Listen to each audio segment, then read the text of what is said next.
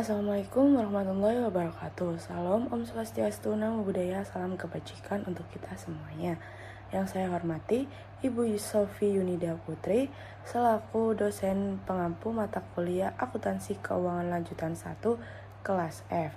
Kami dari kelompok D ingin mempresentasikan materi mengenai Indirect and Mutual Holdings.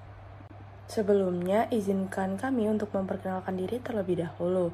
Yang pertama ada saya sendiri, Naswa Nabila Salsabila dengan NPM akhir 103, lalu ada Karina Bila dengan NPM akhir 178, lalu ada Tasya Nabila dengan NPM akhir 112, lalu ada Masarotul Kholida dengan NPM akhir 208, lalu ada Nabila Dea Kusumawati dengan NPM akhir 379. Baik, yang pertama saya akan menjelaskan mengenai materi Indirect Holding Father Son Grandson Struktur, di mana soalnya yaitu asumsikan bahwa Pop Corporation mengakuisisi 80% saham Son Corporation pada 1 Januari 2016 dan Son mengakuisisi 70% saham Toy Corporation pada 1 Januari 2017. Nah, baik investasi Pop di Son maupun investasi Son di Toy dilakukan dengan nilai wajar yang sama dengan nilai buku. Nah, neraca untuk ketiga perusahaan pada 1 Januari 2017 setelah Son mengakuisisi 70% sahamnya di Toy yaitu sebagai berikut. Other asset Pop, Son, dan Toy yaitu 400, 195, dan 190. Lalu investment in Son yaitu 80% pada Pop 200, lalu investment in Toy pada Son yaitu 105. Totalnya sendiri untuk Pop yaitu 600, Son 300, dan Toy yaitu 190. Lalu liability untuk Pop, Son, dan Toy yaitu 100, 50, dan 40. Capital stocknya yaitu 400, 200, dan 100. Retained earning yaitu 100, 50, dan 50. Nah, untuk totalnya sendiri pada Pop yaitu 600, Son 300, dan Toy 190 balance. Lalu selanjutnya ada separate earning of three corporation excluding investment income and dividend for 2017 yaitu Pop separate earning yaitu 100, Son 50, Toy 40. Nah, dividennya sendiri untuk Pop yaitu 60, Son 30, dan Toy 20. Baik, selanjutnya ada equity method of accounting for father son grandson affiliate, di mana dalam pencatatan pendapatan investasi untuk tahun 2017 berdasarkan ekuitas, Son itu menentukan pendapatan investasinya dari Toy sebelum Pop menentukan pendapatan investasinya dari Son. Nah, Son Corporation mencatat investasinya di Toy Corporation untuk tahun 2017 yaitu sebagai berikut. Di mana pada cash debit 14.000 dan investment in Toy pada kredit yaitu 14.000 dapat dari 20.000 dikali dengan 70%. Lalu yang kedua ada investment in Toy debit dan income from Toy yaitu kredit senilai 28.000 dari 40.000 dikali dengan 70%. Nah, pendapatan bersih Son untuk tahun 2017 adalah 78.000 yaitu didapat dari 50.000 pendapatannya ditambah dengan 28.000 dari pendapatan dari Toy. Jadi hasilnya 78.000. Lalu saldo akun investasi di Toy pada tanggal 31 Desember 2017 adalah 119.000. Didapat dari 105.000 yaitu saldo awalnya, lalu ditambah dengan 28.000, lalu dikurangi dengan 14.000 dividen, yaitu hasilnya 119.000. Nah, jurnal Pop untuk mencatat investasinya di Son Corporation untuk tahun 2017 adalah sebagai berikut. Yaitu cash pada debit dan investment in Son pada kredit yaitu 30.000 dikali 80%, maka hasilnya 24.000. Lalu investment in Son pada debit dan income from Son pada kredit yaitu 78.000 dikali dengan 80% hasilnya 62.400. Nah, pendapatan bersih Pop untuk tahun 2017 adalah 162.400 yaitu didapat dari 100.000 itu pendapatan awal, lalu ditambah dengan 62.400 pendapatan dari Son. Maka hasilnya 162.400. Lalu saldo akun investasi di Son pada tanggal 31 Desember yaitu 238.400. Didapat dari 200.000 itu saldo awal, lalu ditambah dengan 62.400, lalu dikurangi dengan 24.000 dividen. Itu hasilnya 238.400. Baik, selanjutnya ada computational approach for consolidated net income, di mana untuk menentukan pendapatan POP dan laba bersih konsolidasi secara independen dengan metode alternatif. Nah, perhitungannya itu berdasarkan definisi laba bersih konsolidasi, yaitu sebagai berikut. POP Separate earning yaitu 100.000, lalu ditambah dengan POP share of Son Separate earning yaitu 50.000 dikali dengan 80%, maka hasilnya 40.000. Lalu POP share of Toys Separate earning yaitu 40.000 dikali dengan 80% dikali dengan 70%, maka hasilnya 22.400. Nah, totalnya sendiri POP net income and controlling share of consolidated net income-nya sendiri yaitu 162.400. Nah, cara menghitung bagian induk dan pengendali dari laba bersih konsolidasi berdasarkan penyajian laporan rugi konsolidasi dengan mengurangi bagian kepentingan yaitu sebagai berikut. Separate earning-nya tadi yaitu POP 100, Son 50, dan Toy 40.000. Lalu mengalokasi Toys income to Son yaitu 40.000 dikali dengan 70%. Pada Son yaitu plus 28.000 dan pada Toy itu minus 28.000. Lalu mengalokasi Son's income to POP yaitu 78.000 dikali dengan 80%. Pada POP itu plus 62.400 dan pada Son itu minus 62.400. Nah, controlling share of net income-nya sendiri, POP, yaitu totalnya 162.400. Lalu non-controlling interest share pada Son itu totalnya 15.600. Lalu pada Toy itu totalnya 12.000. Nah, untuk worksheet-nya sendiri, yaitu non-controlling interest share pada Son, yaitu 15.600.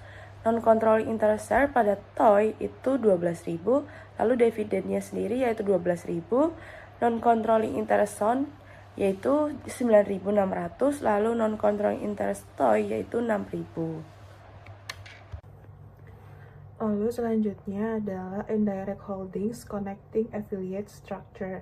PET Corporation memiliki 70% saham di SAL Corporation dan 60% saham di Thai Corporation. Selain itu, SAL Corporation memiliki 20% saham di Thai. Tabel di bawah ini itu adalah data yang relevan dengan investasi PET dan SAL. Jadi ada PET Investment in SAL sebanyak 70% pada 1 Januari 2017, lalu PET Investment di Thai sebanyak 60% pada tanggal 1 Januari 2016, dan SAL Investment in Thai sebanyak 20% pada 1 Januari 2013. Nah, selama tahun 2018, PET, SAL, dan Thai masing-masing memperoleh pendapatan dari operasi mereka sendiri sebesar $70.000, $35.000, dan $20.000, dan mengumumkan dividen masing-masing sebesar $40.000, $20.000, dan $10.000. Pendapatan terpisah PET sebesar $70.000 termasuk keuntungan yang belum terrealisasi sebesar $10.000 dari penjualan tanah kepada SAL selama tahun 2018. Pendapatan terpisah SAL sebesar $35.000 termasuk keuntungan yang belum terrealisasi sebesar $5.000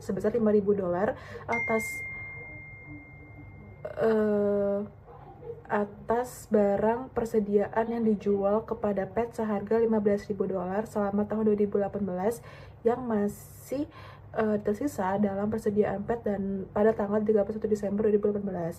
Lalu jadwal yang menghitung bagian kepentingan pengendali dan bagian kepentingan pengendali dari laba bersih konsolidasi itu seperti yang ada pada gambar di bawah.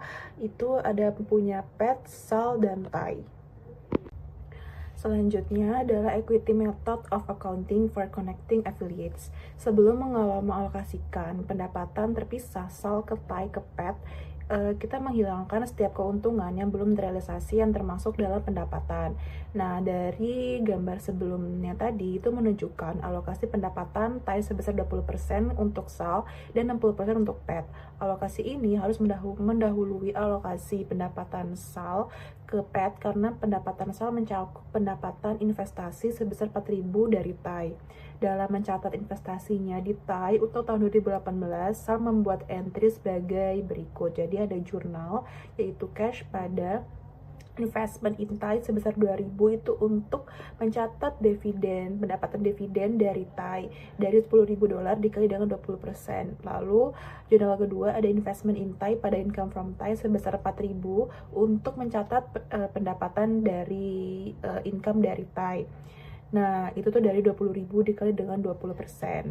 Nah, lalu akun investasi SAL di TAI pada tanggal 31 Desember 2018 itu memiliki saldo sebesar $40.400, saldo $38.400 pada tanggal 31 Desember 2017 ditambah pendapatan investasi sebesar $4.000. Jadinya dikurangi dengan dividen $2.000, jadinya didapatkan $40.400.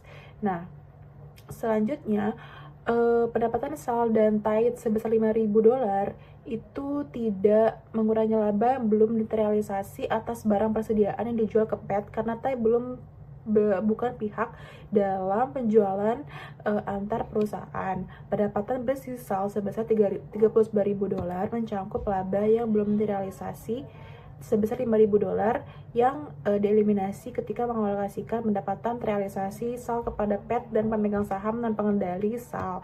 Nah, lalu PET tuh membuat jurnal untuk mencatat investasinya itu selama tahun 2018 itu ada yang pertama ada cash pada investment in TAI itu untuk mencatat pendapatan dividen dari TAI itu sebesar 6.000, lalu investment in TAI pada income from TAI itu sebesar 12.000 untuk mencatat income from TAI. Lalu selanjutnya ini yang tadi itu untuk investment in TAI. Nah, selanjutnya ada investment in SAL, itu adalah cash pada investment in SAL sebesar 14.000 dan investment in SAL pada income from SAL sebesar 13.800. Nah, selanjutnya ada jurnal-jurnal eliminasi. Yang pertama itu adalah untuk mengeliminasi akun reciprocal sales and cost of sales. Lalu yang kedua itu untuk mengeliminasi unrealized intercompany profit dari pada tanggal 31 Desember 2018. Lalu yang ketiga itu untuk mengeliminasi unrealized profit from intercompany sale tanah. Lalu adalah untuk mengeliminasi income from TAI dan dividen from TAI, dan untuk penyesuaian investasi di akun TAI. Lalu selanjutnya adalah untuk akun jurnal untuk mengeliminasi investment reciprocal dan equity amounts of TAI dan to establish goodwill dan non-controlling. Lalu selanjutnya to enter non-controlling interest share of subsidiary income and dividends. Lalu jurnal selanjutnya itu untuk mengeliminate income from SAL and dividend from SAL and to adjust the investment in SAL account. Lalu jurnal selanjutnya itu untuk mengeliminasi reciprocal investment dan equity amounts in SAL and to establish goodwill and non-controlling interest pada tanggal 1 Januari 2019. Lalu yang terakhir itu adalah untuk memasukkan non-controlling interest, share of subsidiary income, and dividends. Jadi selanjutnya di sini ada mutual holdings yang dimana kita itu sebagai anak perusahaan yang memiliki saham induknya. Jadi berdasarkan standar akuntansi ASC 810, saham induk yang dipegang oleh anak perusahaan tidak dianggap sebagai saham beredar dari sudut pandang konsolidasi. Nah, di sini ada dua metode utama untuk menangani hal ini. Yang pertama adalah metode saham treasury, yang dimana metode ini itu adalah yang paling sederhana dalam pendekatan ini. Investasi anak perusahaan pada saham ini itu induk diperlakukan seolah-olah entitas konsolidasi memiliki kembali sahamnya sendiri. Nah, investasi ini dicatat berdasarkan nilai perolehannya at cost dan disajikan sebagai pengurang ekuitas pemegang saham di neraca konsolidasi. Seperti yang terlihat pada contoh kasus PAM dan SAN, kepemilikan 10% SAN atas PAM langsung diklasifikasikan sebagai saham treasury tanpa mempengaruhi laba investasi secara kompleks di awal. Nah,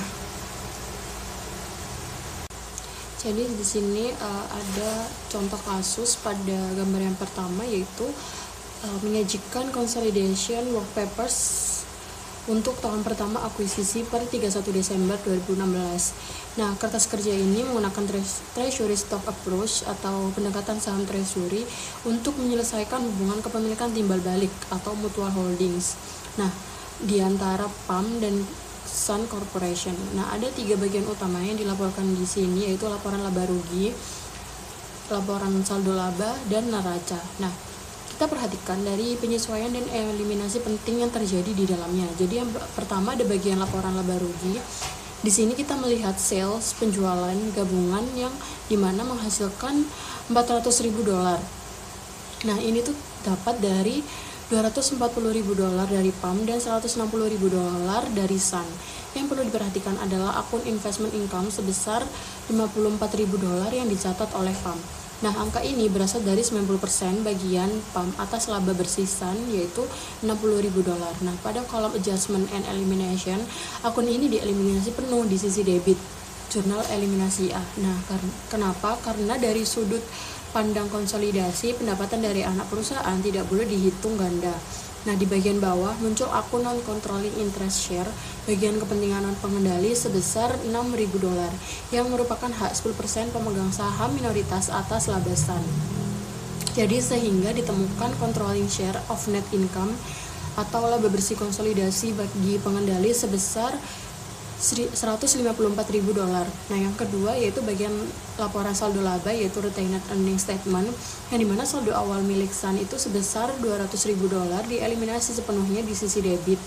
Nah, dalam konsolidasi, saldo laba anak perusahaan per tanggal akuisisi tidak boleh dibawa ke laporan keuangan konsolidasian. Hanya saldo laba milik perusahaan induk yaitu PAM itu sebesar $400.000 yang diakui. Ditambah dengan laba bersih konsolidasi sebesar $154.000, maka diperoleh retained earnings per 31 Desember 2016 sebesar $554.000. Nah, yang ketiga itu bagian neraca balance sheet, yaitu akun investment insan 90%. Nah, saldo awal PAM itu adalah $540.000 sepanjang tahun berjalan. Saldo ini disesuaikan dengan bagian laba sebesar $54.000 dari jurnal yang A, sehingga totalnya menjadi $594.000. Nah, pada kolom eliminasi, akun ini dikreditkan sebesar $540.000 dari jurnal B dan $54.000 dari jurnal A, yang membuat saldonya menjadi nol di laporan konsolidasi. Nah, di sini akun investment in PAM sebesar 10% di buku milik SAN sebesar $140.000. Nah, pada kolom adjustment and elimination, akun ini dikreditkan dan direlaksifikasikan ke baris paling bawah ekuitas sebagai treasury stock sebesar $140.000. Nah, di sisi debit. Nah, yang terakhir non controlling interest, yaitu di neraca muncul sebesar $66.000. Angka ini dibentuk dari ekuitas awal SAN yang menjadi hak minoritas 10% dari $600.000 ekuitas SAN. Jadi $60.000 dari jurnal B ditambah bagian laba tahun berjalan mereka sebesar $6.000 dari jurnal yang D. Nah, selanjutnya di sini ada yang gambar yang kedua, yaitu tahun setelah akuisisi. Jadi setelah tahun yang berakhir pada 30. Jadi ini adalah yang gambar kedua adalah tahun yang berakhir pada 31 Desember 2017. Nah, di sini pertama kita lihat di laporan laba rugi bagian atas. Nah, di sini PAM melaporkan income from SAN itu sebesar $71.400, sedangkan SAN melaporkan dividen income sebesar $6.000 yang ia terima karena memegang 10% sahamnya PAM. Di sinilah letak keunikan jurnal penyesuaian. Kita mendebit income from SAN-nya itu sebesar $71.400 dan dividen income sebesar $6.000, lalu mengkreditkannya ke akun dividen $36.000 dan investment insan yaitu $41.400. Nah, kenapa dividen income milik Sun sebesar $6.000? Kenapa harus didebit dan dieliminasi? Karena dari sudut pandang grup konsolidasi, dividen yang dibayarkan PAM ke Sun adalah perputaran uang internal. Nah, setelah memperhitungkan bagian kepentingan NCI sebesar 8.600, kita mendapat controlling share of net income sebesar 191.400. Nah, yang kedua yaitu bagian saldo laba. Nah, kita memiliki saldo awal sebesar $260.000 yang langsung dieliminasi di sisi debit melalui jurnal B. Nah, yang perlu diperhatikan di sini adalah dividen milik PAM sebesar $54.000 yang dimana sebenarnya membayar dividen sebesar $60.000, namun karena $6.000 dibayarkan kepada Sun dan sudah dieliminasi di jurnal A, maka laporan konsolidasi hanya menampilkan $54.000 yaitu jumlah dividen yang benar-benar mengalir keluar kepada pengguna saham publik. Dan yang terakhir di bagian neraca itu ada investment insan 90% milik PAM yang bersaldo $635.400 dan akun ini dieliminasi di sisi kredit melalui gabungan jurnal A sebesar $41.400 dan jurnal B $594.000 sehingga bersaldo 0 di laporan konsolidasi akhir. Nah, di sini kita lihat akun investment income-nya 10% yang tercatat di buku Sun sebesar $140.000. Nah, melalui jurnal C, akun investasi ini dipindahkan untuk dikosongkan. Lalu sebagai treasury stock sebesar $140.000 di kolom konsolidasi. Nah, sementara itu non-controlling interest di neraca muncul dengan saldo sebesar $70.600 yang merupakan hasil dari akumulasi saldo awal $66.000 dari jurnal B. Setelah itu ditambah bagian laba tahun berjalan yang dimana itu udah dikurangi dengan dividen dari jurnal D.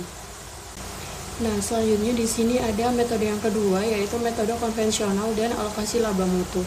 Nah, metode kedua ini adalah metode konvensional yang berbeda dengan metode treasury. Pendekatan ini dianggap saham yang dimiliki anak perusahaan sebagai saham yang ditarik secara konstruktif. Nah, di mana di sini akun modal saham dan saldo laba induk dikurangi secara proporsional agar hanya dapat mencerminkan kepemilikan pihak luar atau pemegang saham pengendali. Nah, salah satu tantangan terbesar dalam metode konvensional ini itu adalah alokasi laba, karena laba induk itu bergantung pada laba anak dan laba anak juga bergantung pada laba induk karena memiliki saham induk. Terjadi karena adanya hubungan sirkular. Nah, untuk menyelesaikannya kita menggunakan persamaan simultan seperti yang terlihat di slide, yaitu P sama dengan EP ditambah 0,9S dan S sama dengan ES plus 0,1P. Melalui perhitungan ini kita dapat menentukan laba bersih konsolidasi dan bagian kepentingan non pengendali secara akurat. Meskipun kedua metode ini diterima oleh GAAP, perlu diingat bahwa keduanya akan menghasilkan angka saldo laba konsolidasi yang berbeda. Kemudian yang selanjutnya yaitu ada allocation of mutual income, yaitu caranya yang pertama kita akan menghitung pendapatan PAM dan Sun secara konsolidasi yang mencakup pendapatan bersama yang dimiliki oleh afiliasi. Kemudian yang selanjutnya akan dikalikan jumlahnya dengan persentase kepemilikan yang dipegang dalam kelompok afiliasi dan persentase kepemilikan non pengendali untuk menentukan laba bersih konsolidasi berdasarkan ekuitas dan bagian kepentingan non pengendali masing-masing. Nah, cara menentukan pendapatan PAM dan Sun secara konsolidasi pada tahun 2016 yaitu P itu menggambarkan pendapatan PAM secara konsolidasi termasuk pendapatan mutual, kemudian yang S menggambarkan pendapatan Sun secara konsolidasi dan termasuk pendapatan mutual juga. Maka dari itu P sama dengan $100.000 ditambah 0,9 dikali $60.000 ditambah 0,1 P. Maka dapat dihasilkan yaitu hasilnya $169.231. Kemudian yang S yaitu $60.000 ditambah $169.231 dikali 0,1. Hasilnya yaitu $76.923. Pendapatan terpisah gabungan PAM dan SAN hanya $160.000, tetapi P ditambah S sama dengan 246.154. Pada langkah selanjutnya, maka akan ditentukan laba bersih PAM berdasarkan ekuitas dengan mengalihkan nilai yang ditentukan untuk P dengan bersamaan dengan 90% saham yang beredar. Kemudian kita akan menentukan bagian non pengendalinya dengan mengalihkan nilai yang ditentukan untuk S dengan persentase kepentingan non pengendali. Laba bersih PAM berdasarkan ekuitas adalah 90% dari 169.231 atau 152.308 dan bagian kepentingan non pengendalinya adalah 10%-nya yaitu 76.923 atau 7.692. Laba bersih PAM dan bagian pengendali dari laba bersih konsolidasi sebesar 152.308 ditambah bagian kepentingan non pengendali sebesar 7.692 sama dengan pendapatan terpisah PAM dan SAN sebesar $160.000. Kemudian ada accounting for mutual income under the equity method atau akuntansi pendapatan bersama berdasarkan metode ekuitas. PAM Corporation mencatat pendapatan investasinya pada tahun 2016 berdasarkan ekuitas sebagai berikut, yaitu investment in SAN pada income from SAN sebesar 52.308. Pendapatan sebesar 52.308 dari SAN sama dengan 90% dari pendapatan SAN sebesar 76.923 secara konsolidasi dikurangi 10% dari pendapatan PAM sebesar 169.231 secara konsolidasi. Hal ini mewakili 90% bagian PAM dalam pendapatan SAN dikurangi 10% bagian SAN dalam pendapatan PAM. Perhitungan alternatif yang memberikan hasil yang sama mengurangi pendapatan terpisah PAM dari laba bersihnya, yaitu 152.308 dikurangi 100.000. Sun Corporation mencatat investasinya di PAM berdasarkan harga pokok karena kepemilikannya di PAM hanya 10%. PAM tidak mengumumkan dividen selama tahun 2016 sehingga Sun tidak akan memiliki pendapatan investasi untuk tahun tersebut dan akun investasinya akan tetap berada pada harga pokok awal sebesar $140.000 untuk kepemilikan 10% tersebut. Kemudian yang selanjutnya ada consolidation under the equity method atau konsolidasi dengan metode ekuitas. Di sini ada kertas kerja konsolidasi untuk PAM dan anak perusahaannya berdasarkan prosedur konvensional untuk tahun 2016. Investasi di SAN 90% sebesar 452.308 yang investasi awal $540.000 ditambah pendapatan investasi 52.308 dikurangi pengurangan 140.000 untuk penghapusan saham PAM secara konstruktif, maka akan dilihat yang pertama ada A. Dalam kertas kerja tersebut menghapus investasi sebesar $140.000 di PAM pembukuan yang ada pada pembukuan SAN dan meningkatkan akun investasi PAM di SAN menjadi 592.308. Hal ini mencerminkan penghapusan saham PAM secara konstruktif yang dikreditkan ke akun investasi PAM di SAN.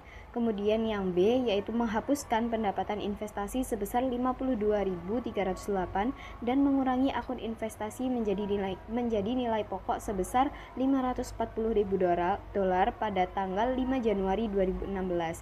Kemudian yang C menghapuskan investasi timbal balik di SAN dan ekuitas SAN serta menetapkan kepentingan non pengendali di SAN sebesar $60.000 yaitu 10% dari 600.000 pada awal tahun 2016. Laba bersih, modal saham, dan laba ditahan dalam laporan terpisah PAM Corporation sama dengan bagian pengendali dari laba bersih konsolidasi, modal saham konsolidasi, dan laba ditahan konsolidasi masing-masing. Kemudian yang selanjutnya di sini ada consolidation in subsequent years atau konsolidasi di tahun-tahun berikutnya. Di sini diasumsikan bahwa pendapatan dan dividen terpisah dari PAM dan SAN untuk tahun 2017 adalah sebagai berikut. Yang pertama ada pendapatan terpisah milik PAM yaitu sebesar 120.000 dan SAN sebesar 80.000. Kemudian ada dividen milik PAM sebesar 60.000 dan SAN sebesar 40.000. Kemudian akan dihitung perhitungan matematis untuk pendapatan PAM dan SAN yaitu P sama dengan 120.000 ditambah 0,9 dikali 80.000 ditambah 0,1 P, yang hasilnya akan didapat sebesar 210.989. Kemudian yang S yaitu 80.000 ditambah 0,1 dikali 210.989, hasilnya yaitu 101.99. Kemudian jumlah yang dihitung untuk P dan S ini mencakup pendapatan bersama yang kemudian harus dieliminasi, yaitu jumlahnya akan digunakan untuk menentukan bagian pengendali dari laba bersih konsolidasi dan bagian kepentingan non pengendali. Cara menghitungnya yaitu sebagai berikut. Yang pertama yaitu PAM net income and controlling share sebesar 189.890 yang didapat dari 210.989 dikali persentase kepemilikan yaitu 90%. Lalu ada non controlling interest share atau kepentingan non pengendali sebesar 10.110 yang didapat dari 101.99 dikali 10%. Maka dari itu hasil dari keduanya adalah $200.000. Kemudian PAM akan mencatat investasinya di Sun dengan 3 jurnal. Yang pertama yaitu cash pada investment in Sun sebesar 36.000 untuk mencatat 90% kepemilikan Sun dari 40.000 dividen di tahun 2017. Kemudian yang kedua yaitu investment in Sun pada income from Sun sebesar 69.890 yang didapat dari 189.890 net income milik PAM dikurangi 120 pendapatan terpisah milik PAM, yaitu hasilnya 69.890. Kemudian jurnal yang ketiga yaitu investment in Sun pada dividen yaitu sebesar 6.000 untuk mengeliminasi dividen milik parent. Kemudian di sini ada saldo investasi PAM di rekening Sun pada tanggal 31 Desember 2017 adalah sebesar 492.198. Cara menghitungnya yaitu ada investment in Sun sebesar 452.308 ditambah investment income sebesar 69.890 lalu ditambah dividen yaitu sebesar 6.000 dan dikurangi dividen yang diterima dari Sun sebesar 36.000, maka didapat hasilnya 492.198, yaitu saldo investasi PAM di rekening Sun pada tanggal 31 Desember 2017. Kemudian di sini ada perhitungan untuk PAM dan Sun, yaitu peningkatan aset bersihnya, yaitu yang pertama P sama dengan 196.000 ditambah 0,9 dikali 106 ditambah 0,1 P, maka didapat hasilnya $220.000. Kemudian yang S yaitu 106.000 ditambah 0,1 dikali 320 220 yang didapat hasilnya 138.22. Perhitungan ini dapat digunakan untuk mengalokasikan peningkatan aset bersih sebesar 302.000 ke laba ditahan konsolidasi dan kepentingan non pengendali sebagai berikut, yaitu PAM retain earning sebesar 220 dikali 90% hasilnya 288.198. Lalu ada non controlling interest retain earning sebesar 138.22 dikali 10% yaitu hasilnya 13.802. Maka dijumlah hasil keduanya maka akan didapat kenaikan net asetnya sebesar $302.000. Pada saat akuisisi, laba ditahan PAM adalah $400.000 dan jumlah tersebut disesuaikan ke bawah menjadi $360.000 untuk pengurangan nilai saham PAM sebesar 10%.